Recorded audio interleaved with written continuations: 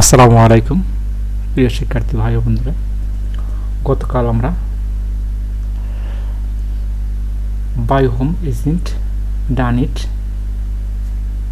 পর্যন্ত ক্লাস করেছিলাম, অর্থাৎ রিভিশন ক্লাস 2 এ পর্যন্ত ছিল। আজ আমরা রিভিশন ক্লাস 3 শুরু করতে যাচ্ছি।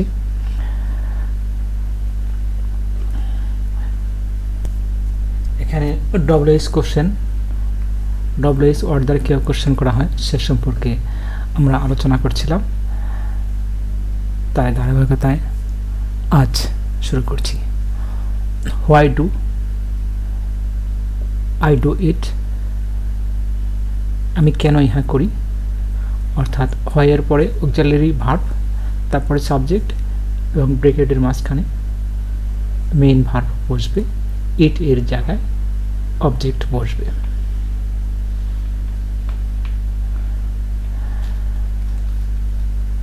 উক্ত সেন্টেন্সটি আমরা নেগেটিভ করতে পারি যেভাবে,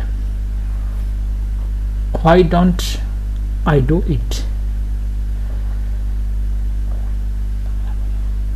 এখানে ডু এর সাথে নট সংক্ষিপ্ত আকারে যোগ করে নেগেটিভ করা হয়েছে। হোয়াই ডোন্ট আই ডু ইট অর্থাৎ আমি কেন করি না।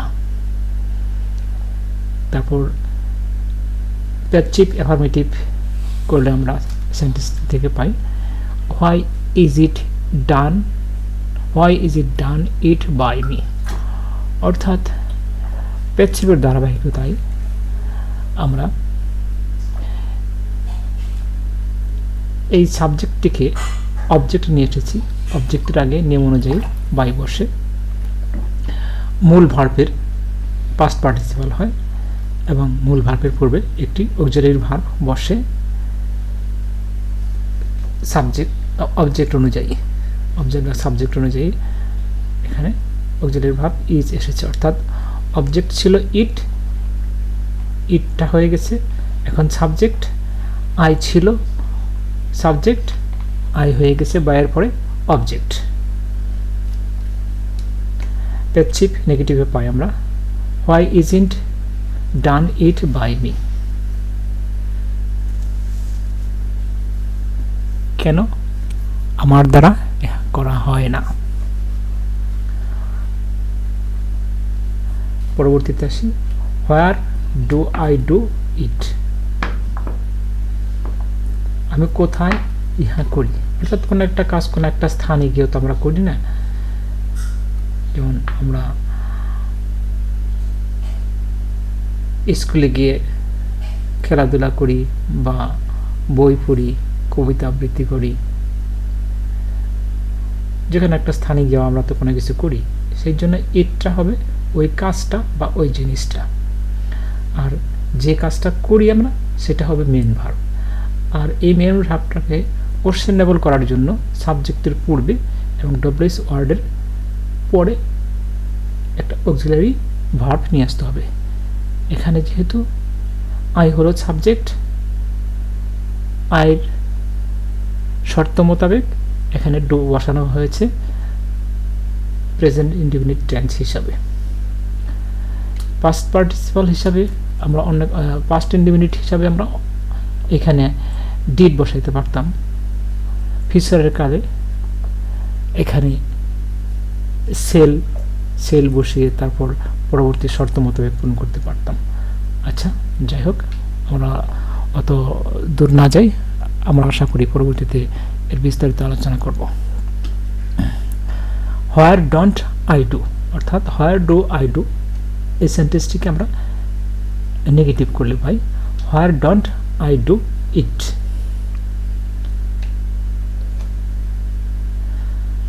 এখন প্যাসিভ অ্যাফার্মেটিভে আমরা সেন্টেন্সটি গঠন করলে পাই, where is done it by me. অর্থাৎ এই কাজটা আমি আমার দ্বারা কোথায় করা হয়।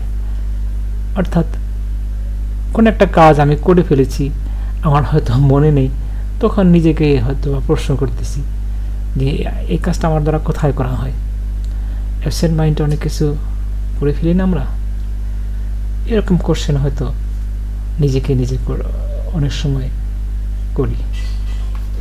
হোয়ার is done it by me, কোথায় আমার দ্বারা করা হয়। অথবা এখানে সাবজেক্ট ছিল আই, এখানে অনেক কিছু থাকতে পারত, এখানে ইউ থাকতে পারত। ইউ থাকলে পরে এখানে মি হয়ে যেত, মি এর জায়গায় ইউ হইতো, তখন হয়তো আমি কোশ্চেন করতে পারতাম where is done it by you, কোথায় তোমার দ্বারা ইহা করা হয়। যাই হোক, সাবজেক্ট অনুযায়ী অ্যান্সার হবে, সেটা আপনারা বুঝতে পারছেন।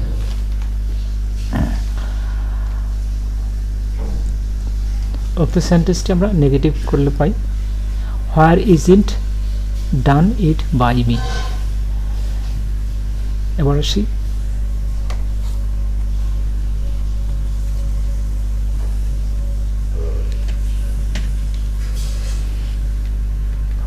Which is done by me.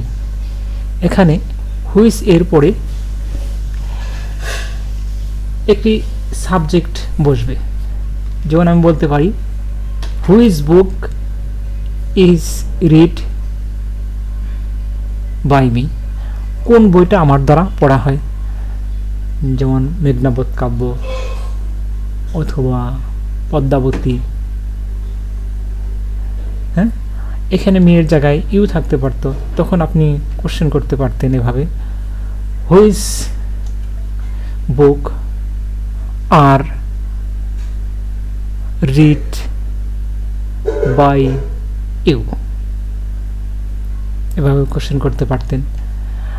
তাহলে এই সেন্টেন্সটিকে আমরা নেগেটিভ করলে পাবো হুইচ ইজ ইন্ট, হুইচ এখানে ড্যাশ এর জায়গায় একটি সাবজেক্ট বসবে, which isn't done by me.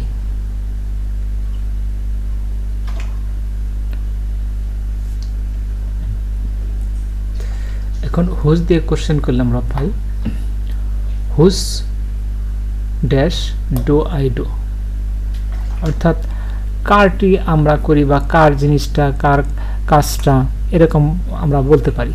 হ্যাঁ, এখানে আমরা বলতে পারি যে কার নোবেল আমরা পড়ি, কার নোবেল আমি পড়ি, অথবা কার নোবেল তুমি পড়ো। তাহলে আই এর জায়গায় যদি ইউ দিয়ে কোশ্চেন করি, এভাবে হতে পারে whose novel do you read, তুমি কার নোভেলটি পড়ো। এখানে আরেকটা কথা বলে রাখি, এই ডুটা হলো অক্সিলারি ভার্ব, টেন্স অনুযায়ী আপনারা এটা কিন্তু পরিবর্তন করে নিতে পারবেন। এখানে শুধু আমরা প্রিলিমিনারি ধারণা দিচ্ছি, এখান থেকে আপনারা টেন্স অনুযায়ী কোশ্চেন চেঞ্জ করে নিতে পারবেন। সরি। তাহলে নেগেটিভ করলে আমরা পাই whose dash don't I do, passive affirmative করলে পাই whose dash is done by me, আগে যেরকম করেছি ওইরকমই। প্যাসিভ নেগেটিভ করলে পাই whose dash isn't done by me. প্রিয় শিক্ষার্থী বন্ধুরা, আজ এ পর্যন্তই। বিস্তারিত আমরা আস্তে আস্তে জানবো। আপনারা সকলে ভালো থাকবেন। কোনো ডাউট থাকলে অবশ্যই কমেন্ট করবেন। আপনাদের কমেন্ট আমাদের কাম্য। ভালো থাকবেন। আসসালামু আলাইকুম।